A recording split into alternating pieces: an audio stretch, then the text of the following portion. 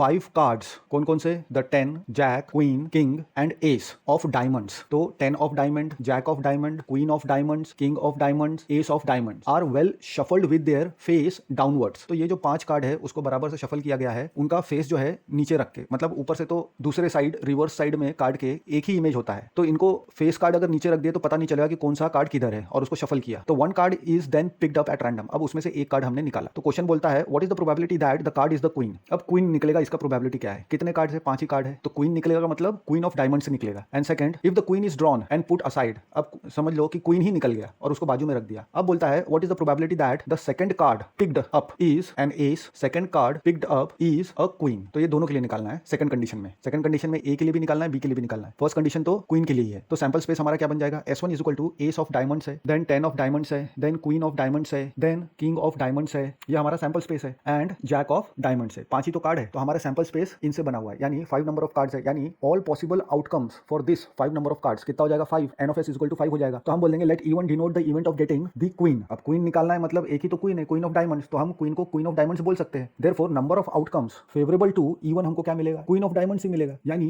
N of E1 क्या मिलेगा? 1। Therefore probability of an event of getting the queen of diamonds P of E1 is equal to N of E1 divided by N of S। तो N of E1 क्या है? 1 है, and N of S क्या है? All possible outcomes for the 5 cards, अभी 5 है, तो 1/5 मिल जाएगा probability of getting the queen of diamonds. अब इसके बाद सेकंड क्वेश्चन के लिए क्या बोलता है कि क्वीन ऑफ डायमंड्स निकल गया मान लेते हैं, अब उसको हम साइड में रख देंगे, उसको वापस नहीं डालेंगे अपने शफल्ड कार्ड में 5 कार्ड के। तो अब एक क्वीन ऑफ डायमंड निकल गया तो सिर्फ 4 ही कार्ड बचे, तो सैंपल स्पेस S2 लेना पड़ेगा सेकंड के लिए। तो उसमें एस ऑफ डायमंड्स रहेगा, 10 ऑफ डायमंड्स रहेगा, किंग ऑफ डायमंड्स रहेगा, एंड जैक ऑफ डायमंड्स रहेगा। क्यों? क्योंकि क्वीन ऑफ डायमंड्स तो निकल गया है। तो ये जो सैंपल स्पेस है इसमें 4 एलिमेंट्स है, देयरफॉर 4 पॉसिबल आउटकम्स होने के कारण N of S is equal to 4 हो जाएगा। अब हम बोल देंगे कि E2 एंड E3 ऐसा इवेंट लेते हैं हम जो डिनोट करेगा of getting an S, second का A के लिए एंड सेकंड का B के लिए, ऑफ गेटिंग अ क्वीन। तो E2 कौन सा इवेंट हो गया हमारा कि हमको एस मिले, एंड E3 क्या हो गया? हमको क्वीन मिले। तो number of outcomes favourable to E2 ये क्या हो गया? एस ऑफ डायमंड्स, क्योंकि डायमंड्स की तो एस है, अभी जो 4 बचे हुए कार्ड है उसमें। देयरफॉर N ऑफ E2 क्या हो गया? 1 हो गया। Therefore probability of getting an ace of diamond कितना हो जाएगा? Probability of E2 is equal to N of E2 upon N of S। N of E2 क्या है? 1 है, और N ऑफ S अभी क्या है? सैंपल स्पेस 2 से 4 ही कार्ड तो बचे थे, तो 4 है, ऑल पॉसिबल आउटकम 4 ही थे, तो 1/4 प्रोबेबिलिटी हो जाएगा of getting the S of diamonds. अब E3 को हमने क्या डिनोट किया है कि हमको एक क्वीन ऑफ डायमंड्स मिले इसी 4 में से, लेकिन क्वीन ऑफ डायमंड्स तो पहले से निकाल के रख दिया गया है, वो तो पहले ही केस में निकल गया था क्वीन ऑफ डायमंड्स। अब जाकर तो 4 कार्ड बचा, तो क्वीन ऑफ डायमंड्स इस 4 में तो है ही नहीं। Therefore number of outcomes favourable to E3 कितना हो जाएगा? Nil. Therefore N of E3 is equal to 0। Therefore probability of getting the queen of diamonds कितना है?